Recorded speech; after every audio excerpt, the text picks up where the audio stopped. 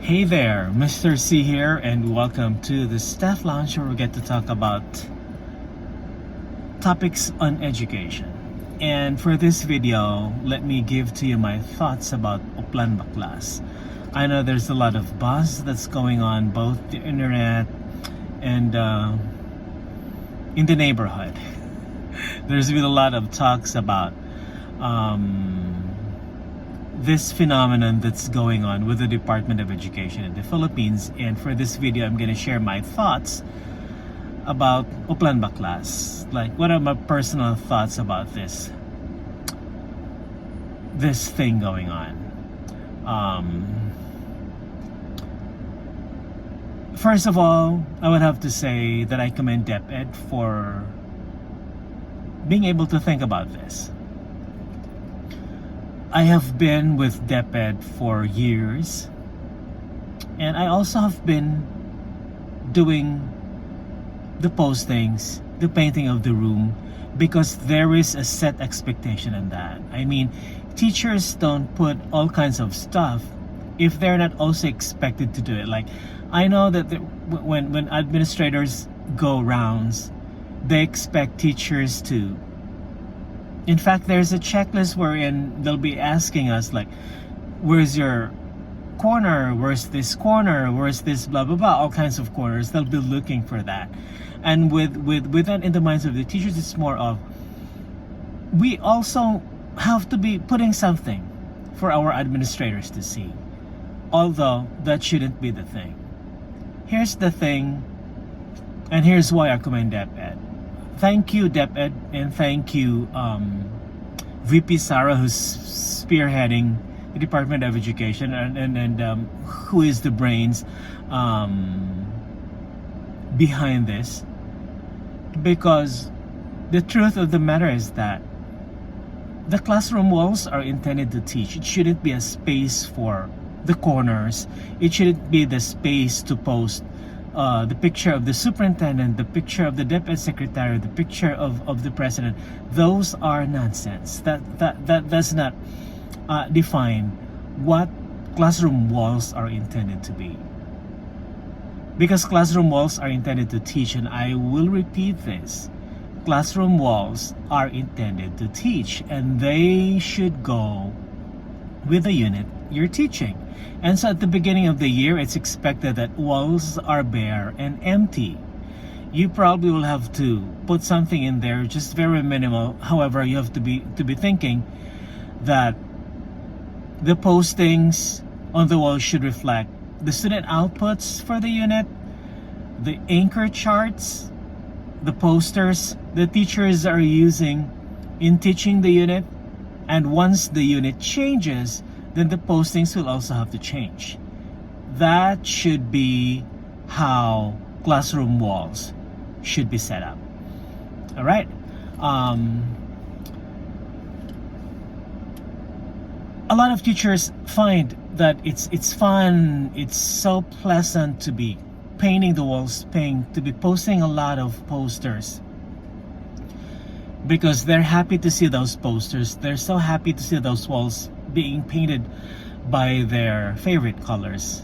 My dear teachers, please realize that the classroom is not just your space. That's the space for your learners.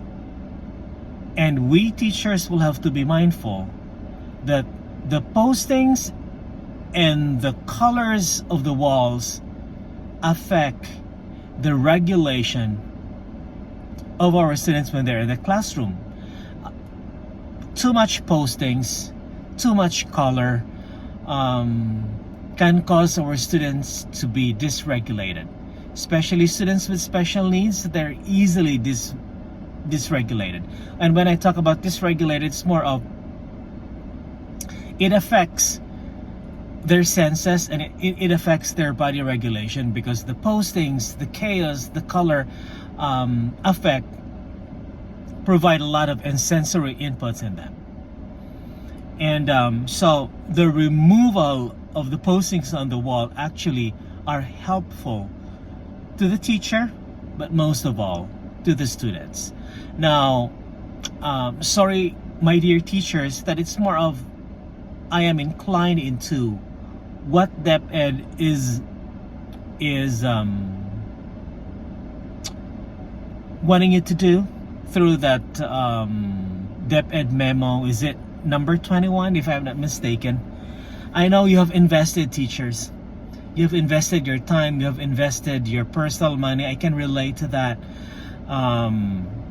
Because like I said, I was once in your shoes, and I've worked in DepEd for years and years in the Philippines. However, our classroom is for the students, and everything that we have to be doing has to be something that's beneficial to the students. If our pink curtain is so pleasant to us, well, just bring that into your homes. Put that on there, but never on your walls or wherever it is that's you're using that curtain, because the color scheme, especially right now, should just be white, the natural colors. There's been a research, and there's been a trend of like a shift from colorful classrooms to like using earth tones. And when I talk about earth tones, they're like the natural colors. They're like just the brown, the beige, the white, the gray, but never the striking colors. That's already a thing in the past. I was once using those, and if you have those kind of stuff, those very colorful ones, you can keep them. If you find that you can't use them, then throw them away.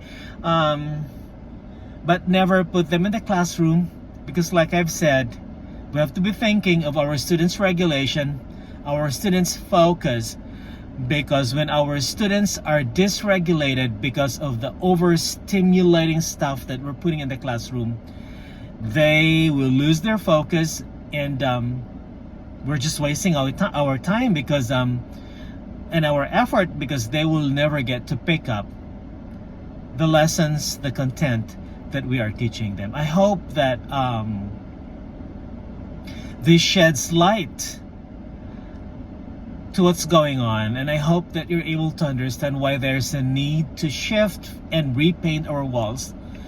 And my only hope for DepEd is that I hope that the undertaking should not just focus on the walls, but DepEd should make huge undertakings, especially in purchasing reading assessment, reading materials, math assessment tools, math materials, a curriculum that's research-based, a curriculum that's known to be effective, and a curriculum that has an assessment tool that will provide feedback as to the effectiveness of the instruction and feedback as to what to do with the next steps moving forward.